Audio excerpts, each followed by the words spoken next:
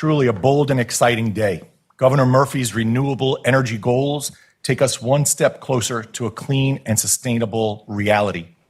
The decisions we are making today are not ones that we take lightly, nor ones that we're taking without intense deliberations and an overriding concern for the ratepayers of the state of New Jersey.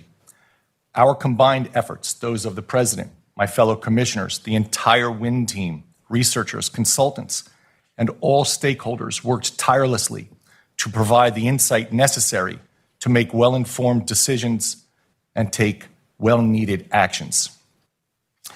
And it's good to see you all here to celebrate together, and it would be negligent for us not to recognize the people that came before us, my fellow commissioners who have since retired, Commissioner Holden, Solomon, and Gordon. I want to thank you all very much for helping get me up to speed on my early days here. And of course, the president who started this, President Fiordaliso, whose pin I proudly wear on my lapel. It was off his jacket, and when I met him one time, I said, "That's a good-looking pin." He didn't hesitate before he took it off and gave it to me. So I wear that proudly. And the impact that you've all had on me, not just professionally, but personally, is profound. Not just when we take things seriously, but on a recent trip to Florida, instead of watching the trees sway nicely back and forth, I couldn't help but notice the Atlantic jet stream and how many meters per second it was traveling. And I heard the haunting words of Dr. Kira Lawrence, who told me that if somebody would raise up 600 feet off sea level, the wind patterns would be much more sustainable. So I told these windsurfers, hey guys, if you somehow elevate 600 feet, they did not take very kindly to it, but that's all right. The point is you've made an impact. So thank you all. Your efforts to counteract the growing threats we face, while at the same time taking advantage of a generational opportunity to rewrite economic relationships, are greatly appreciated by the entire state. In addition to the obvious and overriding climate concerns, we know the hottest year in 120,000 years, the growing intensity of extreme weather events are things that we all know too well. Simply put, the status quo cannot be maintained, not just because it's easy to do these things, but because it's important. Business as usual cannot be the rule of the day. If so, it would ignore the critical innovations that have improved societies for centuries and that keep in perpetual motion the business of mankind. Just to bring Adam Smith into that argument. Maintaining our existing modes of production may be easier, but we must force ourselves out of nostalgic comfort zones, or we will remain victims of outdated technologies and fail to reap the benefits of innovative progress. We must embrace what Joseph Schumpeter would have called creative destruction and have faith that it will once again benefit consumers, markets, and in this case, the world. Today's leap forward allows us to achieve energy independence and the system reliability that comes with self-sufficiency. Depending on unreliable global energy suppliers to fuel our vehicles, to power our businesses, and to warm homes around the world is a failure of foreign policy that has affected generations. We can't kick the can down the road any longer. We have a chance to reverse that course, and New Jersey will lead the way once again. Getting to where we are today, however, was not easy. Our entire staff knows that I took the role of playing devil's advocate.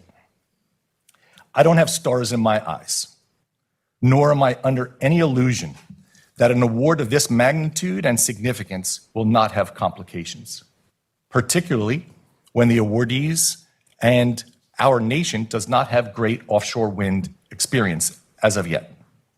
But the contracts we are awarding are tight and hold the awardees accountable to our production schedules and pricing schemes. We will enforce those guarantees with relentless oversight and unwavering defense of our ratepayers. There will be no hat-in-hand requests, no unforeseen expenses, no nickel and diming. The New Jersey ratepayers and all of us are taking an educated leap into the future, but that leap must come with the appreciation that the die is cast, and we cast it high. We have crossed the Rubicon again. Incidentally, that's 2 weeks and 2,073 years after Caesar crossed the Rubicon and tossed his die.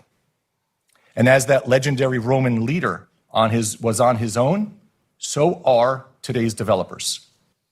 If they need more financial support to complete their developments, if they need one more proverbial centurion, one more horse, one more shield, or one more sword, New Jersey ratepayers will not pay for it.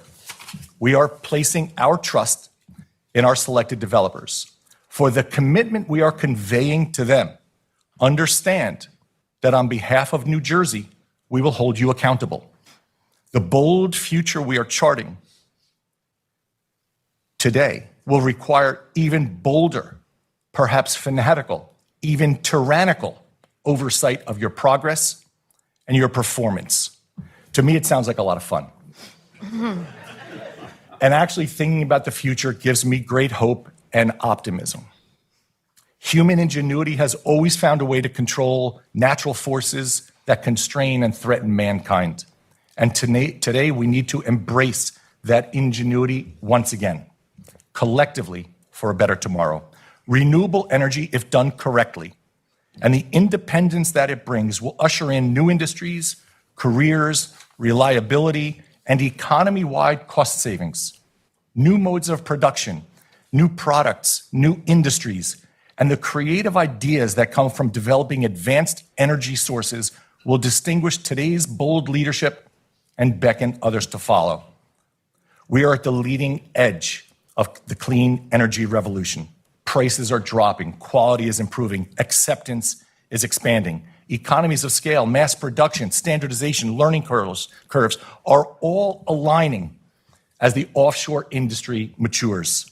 And as costs will inevitably drop, as they do in any growing competitive industry, we fully expect that those savings will be passed on to the ratepayers, and we will enforce that as well. Today's actions are about the future and the contributions we make to our children and grandchildren. The cost of inaction is incalculable. The benefits are real. Proper investment and innovation have always served mankind, improved lives, and allowed us to chart a course into the unknown.